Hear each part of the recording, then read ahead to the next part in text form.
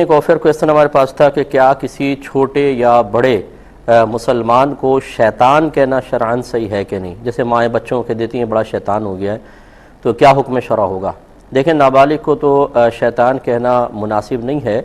یہ ویسے تو ہم شرارتی کے معنی میں لیتے ہیں جی بڑا شیطان ہو گیا، لیکن علماء نے منع فرمایا کیونکہ شیطان ایک بدترین مخلوق ہے اور اس نے سب سے پہلے اللہ تبارک و تعالیٰ کی نافرمانی کا ارتکاب کیا، اس لیے بچوں کو شیطان کہنا سخت مکروہ ہے، ایسا نہیں کہنا چاہیے.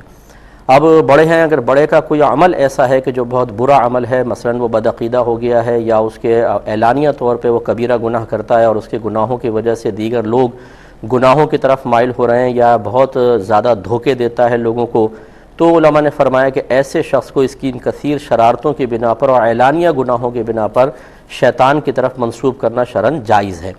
لیکن اگر کسی کی چھوٹی موٹی کوئی خطا ہے وہ تو سب سے ہی ہوتی رہتی ہے، اور یا پھر کوئی نیک آدمی ہے اس کو شیطان کہنا، یا اکابرین نے فرمایا کہ خود پھر شیطان کا ہی کام ہوگا. یہ مسلمان کو شیطان کہنا جو صحیح انسان ہے، نیک ہے، پرہیزگار ہے، اور یا پھر مطلب گناہ گار بھی ہے لیکن اس کے گناہ ایسے نہیں ہے کہ دوسروں تک نقصان پہنچ رہا ہو، اس کو شیطان کہنا بالکل غلط ہوتا ہے. بلکہ اگر اس تک یہ بات پہنچے اور اس کی دل آزاری ہو تو پھر حرام اور گناہ کبیرہ بھی ہے. کسی نے پوچھا ہے کہ بعض اوقات ہم جب یہ مکان بناتے ہیں تو اس کی بنیادوں میں کہا جاتا ہے کہ بکرے کا خون ڈالا جائے تو پھر برکت حاصل ہوتی ہے، کیا یہ صحیح ہے؟ دیکھیں اس کا اسلامی کوئی تصور نہیں ہے.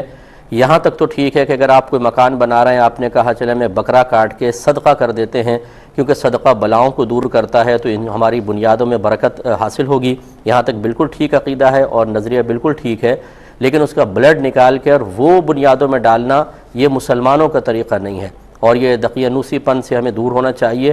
خون کیا کرے گا؟ آپ خود سوچئے کہ بنیادوں کے اندر خون ڈالنا، خون تو ایک ناپاک اور دم مسفوح جو ہوتا ہے ناپاک ہے اور حرام ہے، نجس ہے. نجس چیز کو بنیادوں میں ڈال کے آپ سمجھ رہے ہیں کہ برکت حاصل ہوگی تو اس کی کوئی شرعی حیثیت نہیں ہے، یہ اس طرح نہ ڈالا جائے. ہاں ویسے صدقہ آپ بکرا کاٹ کے غریبوں میں تقسیم کر دیں یا پکا کے لوگوں کو کھلا دیں، نیت یہ ہو کہ اللہ تعالیٰ اس کی برکت سے ہماری بنیادوں میں برکت پیدا فرما دے، گھر زیادہ عرصے تک قائم رہے، آفات و بلیات سے ہم دور ہوں، تو یہ عین شرعی نظریہ ہے، اس میں کوئی حرج نہیں ہے. کسی ایک نے کویسچن کیا تھا کہ کیا یہ صحیح ہے کہ اگر سور کا نام زبان سے لے لیا جائے تو 40 دن کے لیے زبان ناپاک ہو جاتی ہے؟ ایسا کوئی شرعی تصور نہیں ہے. یہ ہمارے بعض اوقات گھروں میں مشہور ہوتا ہے، اور یہ کچھ ایسے ہوتے ہیں لوگ جو بیچارے کم علم ہوتے ہیں، وہ کہیں سے بھی بات سن کر پھر وہ اپنے گھر میں اس کو رائج کر دیتے ہیں. بچوں کو باقاعدہ کہتے ہیں کہ دیکھو اس کا نام نہ لینا، اس جانور کا نام نہ لینا ورنہ زبان 40 دن کے لیے ناپاک ہو جائے گی.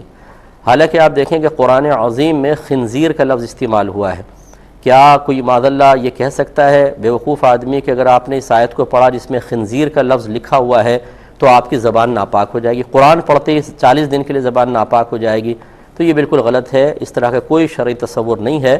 آپ 50 دفعہ نام لیں آپ کی زبان پاک رہے گی. وہ نجس ضرور ہے، اس کا ایک بال سور کا ناپاک اور نجس ہوتا ہے، لیکن وہ ظاہری نجاست ہے. آپ کی زبان سے اگر نام لیا جائے تو کوئی نجاست نہیں آئے گی. بھی دے سکتے ہیں. ایک کہتے ہیں میری بیٹی جمعے کے دن پیدا ہوئی، امام صاحب نے کہا کہ عین سے اس کا رکھے نام، شاید عظمیہ کچھ کر کے اس طرح رکھا ہے انہوں نے. اب وہ مسلسل بیمار ہوتی ہے تو لوگوں نے کہا یہ نام بدل دیں آپ.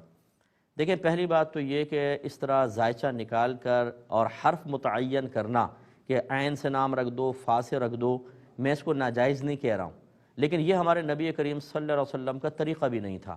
کبھی ایسا نہیں ہوا سرکار سے آ کے نام پوچھا، سرکار نے نام بتا دیا. کئی اکابرین سے ثابت ہے کسی نے نام پوچھا انہوں نے فوراً نام بتایا. نبی کریم صلی اللہ علیہ وسلم کی تعلیم تو اس کے بارے میں یہ ہے کہ اچھوں کے نام پہ نام رکھو. ایک روایت میں فرمایا کہ اللہ کے نیک بندوں کے نام پر نام رکھو، صالحین کے. ایک روایت میں انبیاء علیہ السلام کے نام پر نام رکھو. ہاں برا نام کوئی ہوتا تھا جس سے گندا مفہوم، غلط مفہوم یا بڑی مبالغہ آرائی والا ترجمہ بن رہا ہوتا تھا، سرکار اس سے منع فرما دیا کرتے تھے. تو ایک بات تو یہ کہ یہ کوئی سنت کے مطابق طریقہ نہیں تھا یا کوئی لازم طریقہ نہیں تھا کہ آپ عین نکلواتے اور فا نکلواتے، یہ بات. دوسری بات یہ ہے کہ یہ لوگوں کا کہنا جی نام بدل دیں، نام بھاری ہے. اگر صحیح نام ہو اور بلکہ اچھا نام ہو یہ کبھی بھاری نہیں ہوتا. بھاری ہلکے کا کیا مطلب ہے؟ تول کے دیکھا ہے آپ نے اس کو؟ یا یہ کہنا مقصود ہے کہ معاذ اللہ جیسے آپ کسی نے محمد عمر نام رکھا تو کہتے ہیں جو عمر جس کا نام ہوتا ہے نا بڑا جلالی ہوتا ہے اور فلاں ہوتا ہے، نام بدل دو. تو معاذ اللہ ثم معاذ اللہ ان اچھے ناموں کے کوئی برے اثرات نہیں ہوتے. اور مجھے یہ بتائیے کہ جنہوں نے اس طرح زائچہ نکال کے نام رکھوائے یا اچھے نام رکھے، اور تو کیا ان سب کو ہر قسم کی مشکلات اور آفات اور پریشانی سے نجات مل جاتی ہے؟ ایسا نہیں ہوتا ہے۔ یہ ہم نام بس اچھوں کے نام پہ نام رکھیں، باقی یہ سوچنا کہ اس سے فلاں زیچہ نکلوا لیا، فلاں نام تبدیل کر دیا تو پھر وہ بہاریں آ جائیں گی، آسمان سے پتہ نہیں من و سلوہ نازل ہونا شروع ہو جائے گا، ایسا نہیں ہوتا ہے۔ تو یہ جو بھی ایسا کہیں ان کو منع کریں، ان سے پوچھیں کہ تمہارے خاندان میں کس کے کیا کیا نام ہیں اور کیا سب خوشحال رہ رہے ہیں؟ اگر نہیں رہ رہے تو سب کے نام بدلو، کیونکہ وہ نام ان کے حق میں بھاری ہیں۔ پھر دوسرے نام بدل لیا، پھر پریشانی آئی، اس کا مطلب یہ نام بھی بھاری ہے، اس کو بھی بدلو۔ کب تک بدلتے رہیں گے بھائی جان؟ پوری زندگی آزمائشیں آتی رہتی ہیں۔ نام بالکل ٹھیک ہے، کوئی تبدیل کرنے کی ضرورت نہیں ہے، اور نہ ان تکلفات میں مبتلا ہونے کی حاجت ہے۔ اچھوں کے نام پہ نام رکھیں، بس اتنا کافی ہے۔